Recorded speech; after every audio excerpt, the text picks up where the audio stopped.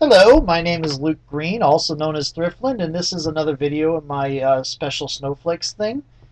This is where I discuss ways to do character concepts that are a little bit off the beaten track using the official rules. As always, and I pretty much have started every one of these videos with this statement, in general, when you're going to do an unusual concept, you are best served to talk to your GM. You're going to have to get character approval for it anyway, regardless of whether you're using official mechanics or not and just refluffing it. You are going to have to talk to your GM and get approval for it. So the best way to do any off-topic, off-concept thing, unusual concept, is to put it together with your GM. But to get some ideas on how to keep it within the actual official rules, I do some of these videos. And like the previous videos, this is going to be Dungeons and Dragons again, because again, it is one of the games that is least flexible that I enjoy playing, and thus it was one that we'll be needing more help. And you can see the concept I'm dealing with here. Now, to be fair, Wizards of the Coast has already addressed the desire to play a dragon in some regards. This is through certain classes and races, which we will discuss later. But I am not talking about playing one of those. I'm talking about playing where your character is a dragon. Now, this is going to come to some limits. You can't, unless you do some heavy homebrewing, or you play riffs. Unless you do some heavy homebrewing, you're not going to be playing an actual dragon outside of a point-by game or riffs. You're going to be playing mechanic-wise, you're not going to have the four legs, the wings, and all that. You're going to have to make some twists to your concept. There's going to be some reason why your character cannot be in dragon form or won't be in dragon form. And you are almost definitely going to do a very young dragon, somewhere between 6 and 100, probably 16 and 100, since in the new rules, once they hit 6 years old, dragons are young.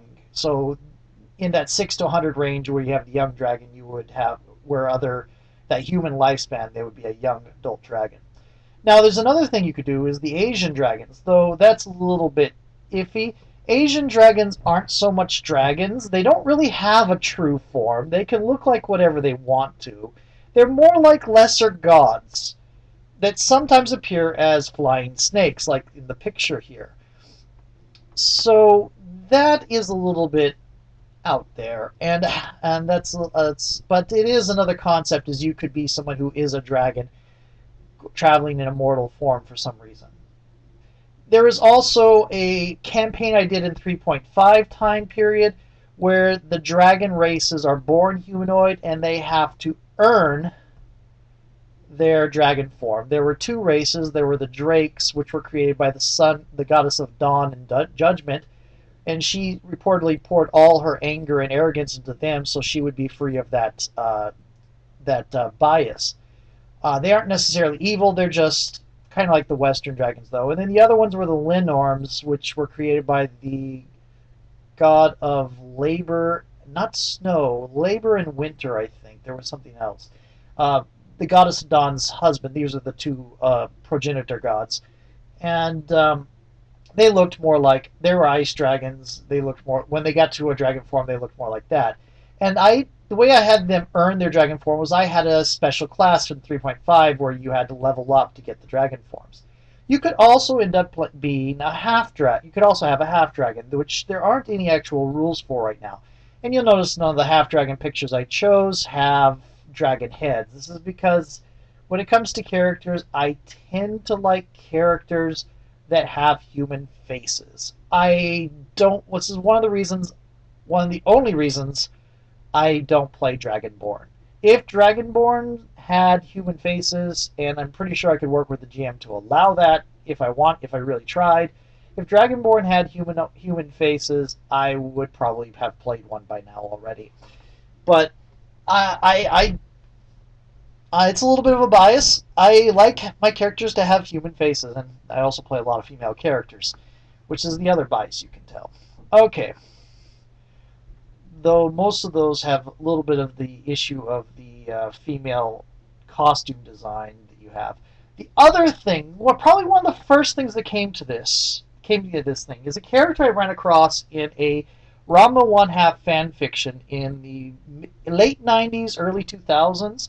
A character by the name of Tarre, who was basically a black dragon with PTSD, an adolescent black dragon with PTSD. As a weirdling, she had gotten captured by goblins and tortured, and then got accidentally rescued by some adventurers and became their moat monster for them. And when they grew old and died, she went looking for somebody else. But she was very much not evil and very much looking for people to depend upon and to protect her and to be somebody she could latch on to like a security blanket.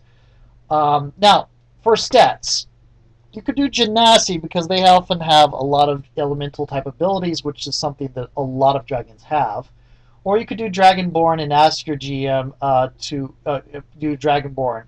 Either way, you're going to have to say, like with the Tar character, I would say, due to her psychological issues, she has troubles getting out of a humanoid form. She polymorphed into that half drow form she has in the story, and she can't get out of it for some reason.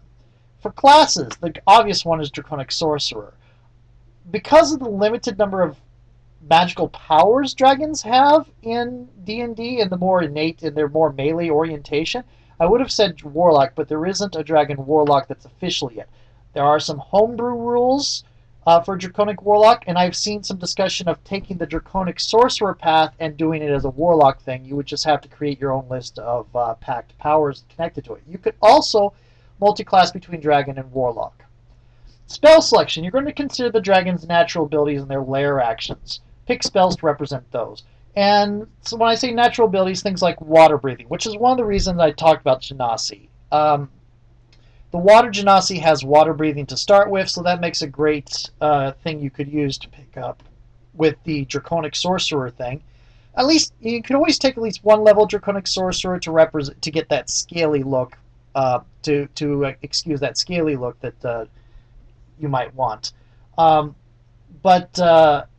you want to pick your spells based off of the dragon's natural abilities. Like for the black dragon, darkness, water breathing, acid. Yeah, for a cantrip, do an acid splash. Warlock doesn't have that as a cantrip, but you can get that with some other beings. This is basically the same as when I did some of the other things. Again, you aren't actually going to have a full-out dragon character. What you could say is that by the time they hit level 20, they might start being able to morph it. They might be able to start getting past whatever curse or magic or mental block or other reason they have that they haven't gotten to full dragon form yet. Or it could be like those two races, the Drakes and the Lins, that were in my other campaign, where after 20th level, your character starts being able to earn dragon form and become a full-fledged dragon rather than looking like other humanoid. In either case, this is basically just a fluffed out version of a Draconic Sorcerer or a Dragonborn. And again, I would probably play a Dragonborn if I could convince a GM to let me play them looking humanoid, and I bet my GMs would let me do that. It's as to lifespan thing, because dragons have a huge lifespan compared to PC races. By and large, lifespan does not need balancing. It's flavor. You could play a 1,000-year-old human. There are, in the realms especially, there are plenty of people, mostly wizards, but some that aren't wizards, that have lived for hundreds upon hundreds and hundreds of years and have outlived dragons, as in were born before the dragon and lived past until the dragon died of old age. There are wizards that old in some of the campaigns, the D&D campaigns. So and there are no official mechanics for getting a lifespan that long, because a lot of the stuff that says you are no longer affected by age mechanics say, oh, you still die of old age. That's because D&D, that's a flavor gate thing. There's no real balance issue. The only thing you have is running across magical aging attacks, and you can have somebody who doesn't age naturally but is still vulnerable to magical aging attacks, and you're balanced just the same as someone who has an unnatural lifespan, a natural 100-year, 75-year lifespan, but and that's fine. It's just age is nothing in a role-playing game. Most role-playing games will not campaigns won't cover a number of years long enough for your character to grow old and die. So, and even if they did, um, really, there's no reason not to have an immortal character. It's If you don't want one, you don't want one. If you want one, you want one. It's not going to affect gameplay one way or another. So, okay. That's it. Well, in D&D there are age modifiers, so that there's some balancing issues there. But again, in D&D gates flight ability in a lot of cases. There are some flying races, and you can get a flying variant of a tiefling. But again, by and large, flight is actually more of a balance problem than no aging. But flight is not as big an issue as people would think it is, so that's another issue. But so that's one way. I did write up earlier for Tarre, wrote her up to 20th level as a draconic sorceress with Black Dragon, and started her as a water genasi, and used she had by luck of the draw, I got it to where she had 20 Constitution, and by the end of it she had 10 Wisdom. She started with 9. No, I think I got to 11. No, I got to 12 Wisdom. She started with 8, I think. No, she started with 9. Anyway, so, and that is something that I might bring up later. I went a little bit long. I probably have to draw out some of the things a little bit more, but there we go.